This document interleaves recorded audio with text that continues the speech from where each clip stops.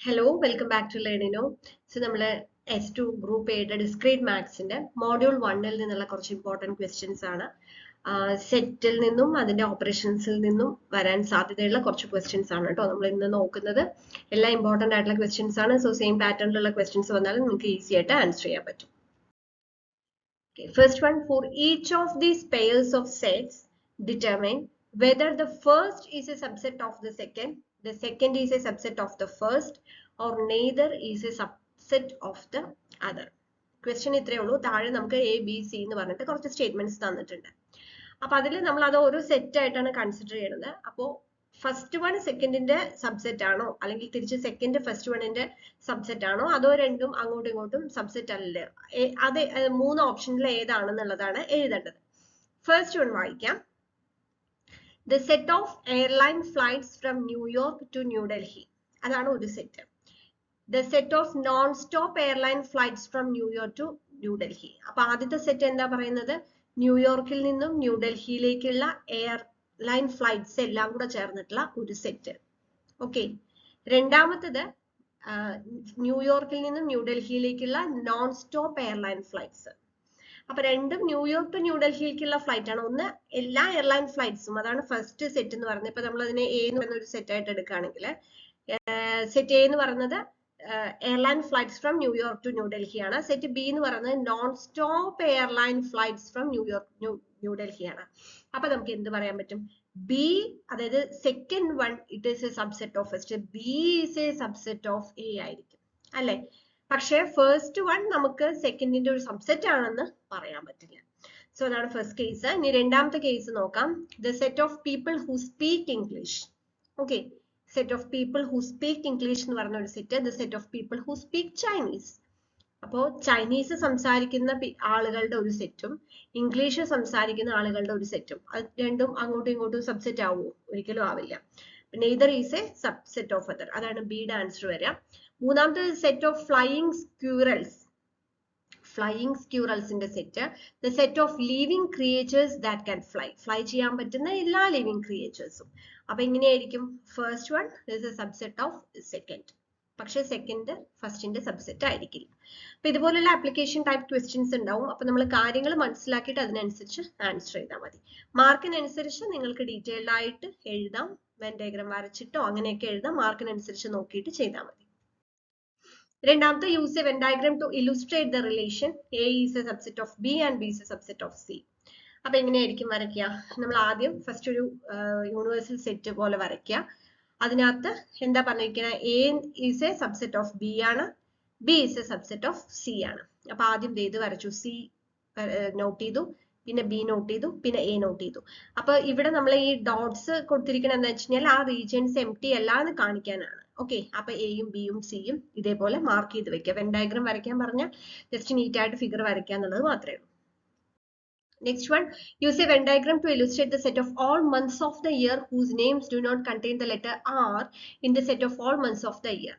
ഇത് ചോദ്യം കാണുമ്പോൾ കൺഫ്യൂസിംഗ് ആയിട്ട് ഒന്നുമില്ല. നമുക്ക് ഒരു ഇയറിലുള്ള എല്ലാ മന്ത്സും അതിൽ R എന്നുള്ള ലെറ്റർ ഇല്ലാത്ത മന്ത്സ്. അപ്പോൾ ഫസ്റ്റ് എല്ലാ മന്ത്സും നമ്മൾ എഴുതി. Then whose name do not contain the letter R in the set of all months of year. അപ്പൊ അത് മാത്രമായിട്ട് നമ്മൾ വേറൊരു ചെറിയ സെറ്റിലേക്ക് കൊടുക്കുക. Okay. Next one, suppose that A, B and C are sets such that A is a subset of B and B is a subset of C. Show that A is a subset of C. Important question ആണ്. അതായത് A is a subset of B എന്നും B is a subset of C എന്നും തന്നിട്ടുണ്ട്. Then A is a subset of C എന്നുള്ളത് എങ്ങനെ നമ്മൾ കാണിക്കണം?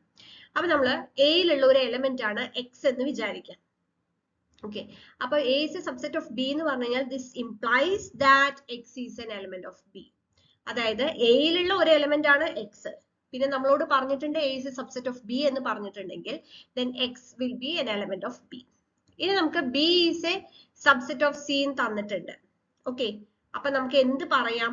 X എന്ന് പറയുന്നത് സിയിലെയും എലമെന്റ് ആണ്. അപ്പോ എക്സ് എന്ന് പറയുന്നത് എയിലെയും എലമെന്റ് ആണ്, എക്സ് എന്ന് പറയുന്നത് സിയിലെയും എലമെന്റ് ആണെന്ന് വെച്ച് കഴിഞ്ഞാൽ we can say that A is a subset of C. ആ രീതിയിൽ നമുക്ക് അതിനെ പ്രൂവ് ചെയ്യാം. Okay.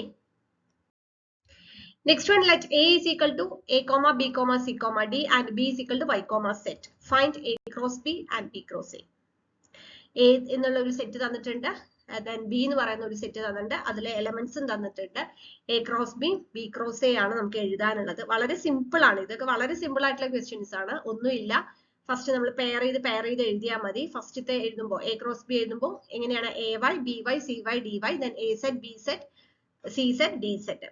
then B cross A എഴുതുമ്പോൾ നേരെ തിരിച്ചെഴുതുക, അതിന്റെ ഓർഡർ മാറും, Y A Y B Y C Y D, then set A set B set C set D. അത്രേ ഉള്ളൂ, അതിന്റെ ഒരു ഡിഫറൻസ് മനസ്സിലാക്കാൻ വേണ്ടിയിട്ടാണ്. So that's it. Next one, find a square if a is equal to 0, 1, 3, then b, a equal to 1, 2, a, b. ഇങ്ങനെ a സ്ക്വയറും അല്ലെങ്കിൽ a ക്യൂബും ഒക്കെ നമുക്ക് എഴുതാനായിട്ട് ചോദിക്കും. അപ്പൊ ഇത് എങ്ങനെ എഴുതാന്ന് വെച്ച് കഴിഞ്ഞാൽ ഫസ്റ്റ് നോക്കിക്കോളൂ. ഫസ്റ്റത്തെ എങ്ങനെയാ വരിക, 0, 0, 0, 1, 0, 3, then 1, 0, 1, 1, 1, 3, 3, 0, 3, 1, 3, 3. അടുത്തത് എഴുതുമ്പോൾ രണ്ടാമത്തെ set a is equal to 1, 2, a, b. അപ്പൊ നമുക്ക് 1, 1, 1, 2, 1a, 1b, 2, 1, 2, 2, 2a, 2b, a1, a2, aa, ab, b1, b2, ba, bb. അപ്പൊ എങ്ങനെ എഴുതുന്നെന്നുള്ളത് മനസ്സിലായല്ലോ, അത്രേ ഉള്ളൂ. അടുത്ത question, let a be the set of students who live within 1 mile of school and let b be the set of students who walk to classes. രണ്ട് സെറ്റുകളാണ് പറഞ്ഞിരിക്കുന്നത്. ഒരു സെറ്റിൽ എന്താണ്, students who live within 1 mile of school. രണ്ടാമത്തെ സെറ്റിൽ പറഞ്ഞിരിക്കുന്നത് students who walk to classes. Describe the students in each of these set.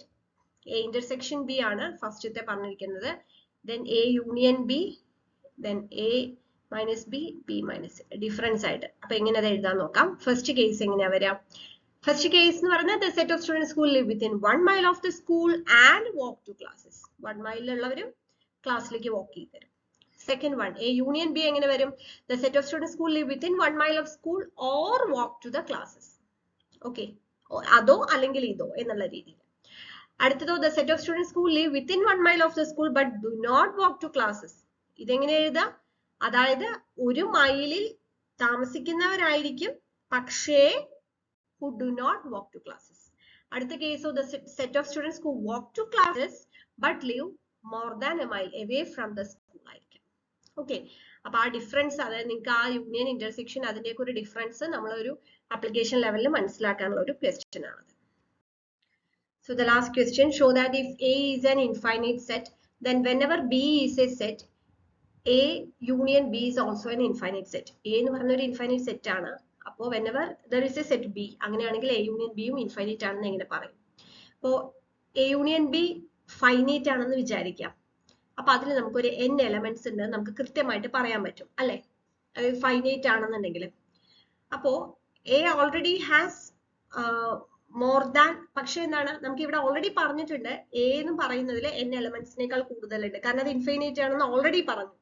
അപ്പൊ പിന്നെ A union ബിയിൽ എന്തായാലും എയിലുള്ള എല്ലാ എലമെന്റ്സും അതിനകത്ത് ഉണ്ടാവുമല്ലോ. അപ്പൊ A യൂണിയൻ ബിയിൽ എന്തായാലും n എലമെന്റ്സിനേക്കാൾ കൂടുതലുണ്ടാവും. അതായത് ഒരു കോൺട്രഡിക്ഷൻ ആയിട്ടാണ് വരുന്നത്, A യൂണിയൻ ബി ഫൈനൈറ്റ് ആണെന്ന് എടുത്തു കഴിഞ്ഞാൽ. അപ്പൊ അതുകൊണ്ട് A എന്ന് പറയുന്നത് ഇൻഫൈനൈറ്റ് സെറ്റ് ആണെങ്കിൽ A യൂണിയൻ ബി എന്തായാലും ഇൻഫൈനൈറ്റ് ആയിരിക്കും. അപ്പൊ അത് നമ്മൾ ഡിസ്ക്രൈബ് ചെയ്ത് പറഞ്ഞാൽ മതി. ഓക്കെ, സോ നമുക്ക് കുറച്ച് സിമ്പിൾ ആയിട്ടുള്ള ക്വസ്റ്റ്യൻസും ഉണ്ട്, പക്ഷേ ഈ പാറ്റേൺ മനസ്സിലാക്കി വെക്കുക. അപ്പൊ ഇതുപോലെ ഏത് ക്വസ്റ്റ്യൻസ് വന്നാലും ഈസി ആയിട്ട് ആൻസർ ചെയ്യാൻ പറ്റും. ചില ക്വസ്റ്റ്യൻസ് വായിക്കുമ്പോൾ നമുക്ക് കുറച്ചുകൂടി ഡിഫിക്കൽട്ട് ആയിട്ടും കൺഫ്യൂസിംഗ് ആയിട്ടും തോന്നും, പക്ഷെ ആലോചിച്ച് നമ്മൾ പഠിച്ചിട്ടുള്ള കാര്യങ്ങളുമായിട്ട് റിലേറ്റ് ചെയ്തിട്ട് ആൻസർ ചെയ്യാൻ ശ്രമിക്കുക. Okay, thank you.